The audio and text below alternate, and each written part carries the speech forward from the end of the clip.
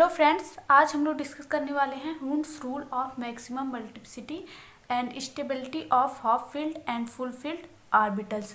तो सबसे पहले हम लोग देखेंगे हुंस रूल ऑफ मैक्सिमम मल्टीप्लिसिटी। इसके अकॉर्डिंग इलेक्ट्रॉन की पेयरिंग तब तक नहीं होती है जब तक कि हर एक ऑर्बिटल में एक एक इलेक्ट्रॉन ना हो जाए। इसके अकॉर्डिंग इलेक्ट्रॉन की पेयरिंग तब तक नहीं होती है जब तक हर एक ऑर्बिटल में एक एक इलेक्ट्रॉन ना हो जाए। According to this rule, the pairing of electron will not occur in any orbital unless all the available orbital have one electron each.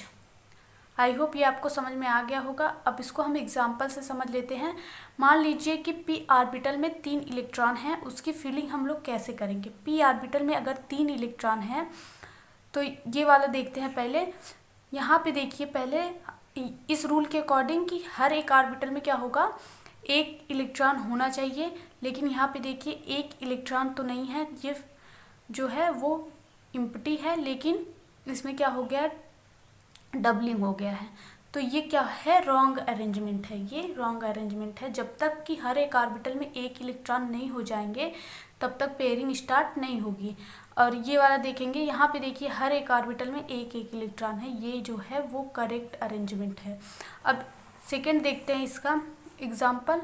यहाँ पे देखिए अगर डी में 5 इलेक्ट्रॉन है तब कैसे करेंगे इसका। देखिए यहाँ पे क्या है, 2 ऑर्बिटल एम्प्टी है, लेकिन यहाँ पे क्या हो गया है, 2 जो है वो क्या हो गए हैं, पेयरिंग हो गए हैं। तो ये रॉन्ग है, क्योंकि पेयरिंग तब तक स्टार्ट नहीं होगी जब तक हर एक ऑर्बिटल में एक एक इलेक्ट्रॉन ना हो जाए। यहाँ पे भी वही है, ये वाला एम्प्टी है लेकिन यहाँ पे डबलिंग हो गई है, तो ये भी रॉन्ग है। यहाँ पे देखेंगे हर एक ऑर्बिटल में एक एक इलेक्ट्रॉन है, ये वाला क्या है, ये करेक्ट है। उनका रूल यही कहता है जब तक कि हर एक ऑर्बिटल में एक एक इलेक्ट्रॉन ना हो जाए तब तक पेयरिंग हम स्टार्ट नहीं कर सकते हैं। अब देख लेते हैं पाउली एक्सक्लूजन प्रिंसिपल के बारे में। इस प्रिंसिपल के अकॉर्डिंग किसी एटम में किन्हीं 2 इलेक्ट्रॉनों की चारों क्वांटम नंबर्स जो है वो सेम नहीं हो सकती हैं।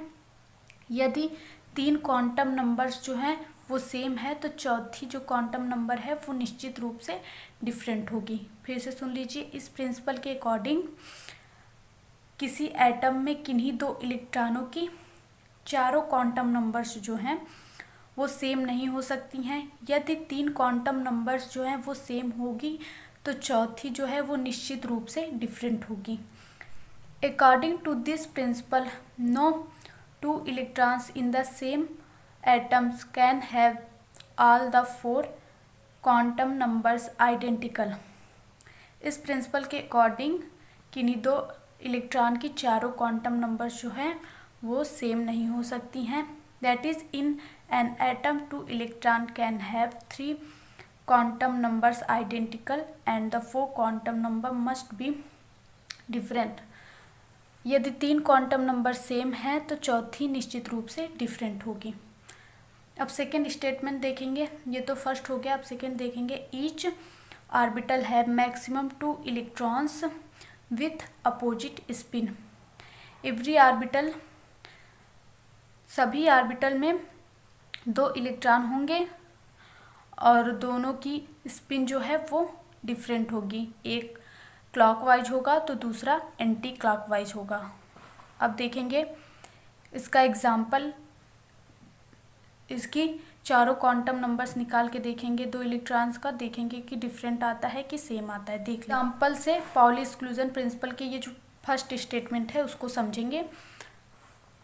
ये तो आपको समझ में आ गया होगा कि आपको पता ही होगा कि एक ऑर्बिटल में 2 इलेक्ट्रॉन होते हैं और दोनों का स्पिन जो होता है वो अपोजिट होता है। इसको फिल करके देख लेते हैं। यहाँ पे देखिए अब बाउ के हिसाब से हम इसका इलेक्ट्रॉनिक कॉन्फ़िगरेशन कर दिए हैं। अब यहाँ पे इलेक्ट्रॉन की फिलिंग करेंगे। एस में 2 इलेक्ट्रॉन, एक क्लॉकवाइज होगा दूसरा एंटी क्लॉकवाइज, फिर ये क्लॉकवाइज होगा एंटी क्लॉकवाइज होगा। अब इसमें जो है इलेक्ट्रॉन हुंड के नियम के अनुसार भरे जाएंगे। पहले सिंगल सिंगल भरे जाएंगे, फिर जाके डबल किए जाएंगे। इसमें भी 2 इलेक्ट्रॉन। अब 3s2 में निकाल के देखेंगे, चारों क्वांटम नंबर्स इसका निकाल के देखेंगे कि सेम आ रहा है कि डिफरेंट आ रहा है। इसमें एक तो क्लॉकवाइज है और एक क्या है, एंटी क्लॉकवाइज है। तो क्लॉकवाइज एंटी क्लॉकवाइज। पहले हम क्लॉकवाइज का निकाल के देख रहे हैं। इसके लिए एन प्रिंसिपल क्वांटम नंबर की वैल्यू क्या है, 3 होगी, ये वाली वैल्यू देखी जाती है। और एल की वैल्यू क्या लेंगे, एल एस के लिए क्या होता है, एल की वैल्यू 0 होगी। और अगर एल की वैल्यू 0 होती है तो एम की वैल्यू भी क्या होती है, 0 होती है। अब एस की वैल्यू देखेंगे, क्लॉकवाइज है तो एस की वैल्यू क्या होगी, +½ अब यहाँ पे देखेंगे एंटी क्लॉकवाइज का। एंटी क्लॉकवाइज के लिए देखेंगे, एन तो सेम है, एन की वैल्यू हो गई 3। अब एस की वैल्यू भी सेम होगी, एस आर्बिटल एल की वैल्यू एस के लिए क्या होगी, 0 होगी। अब अगर एल की वैल्यू 0 है तो एम की वैल्यू क्या होगी, 0 होगी, एम की वैल्यू भी 0 होगी। लेकिन अब देखिए यहाँ पे 3 क्वांटम नंबर्स तो सेम हो गए हैं। यहाँ पे देखिए ये वाला 3 और ये वाला 3 सेम हो गए हैं। अब देखेंगे स्पिन क्वांटम नंबर का देखेंगे तो एस की वैल्यू क्या होगी, ये क्लॉकवाइज था इसके लिए +½ हो गया, और ये एंटी क्लॉकवाइज है तो इसके लिए -½ हो गया। तो यही यहाँ पे लिखा गया था कि चारों क्वांटम नंबर्स जो हैं वो सेम नहीं हो सकती हैं। अगर 3 सेम हैं तो चौथी निश्चित रूप से क्या होगी, डिफरेंट होगी। किसी भी एटम में 2 इलेक्ट्रॉन की चारों क्वांटम नंबर्स जो हैं वो सेम नहीं होती हैं। ये हो गया आपका Pauli exclusion principle. I hope ये वीडियो आपको अच्छी लगी हो। वीडियो अच्छी लगी हो तो लाइक करिए, चैनल पर नए हैं तो चैनल को सब्सक्राइब कर लीजिए। Thank you for watching this video.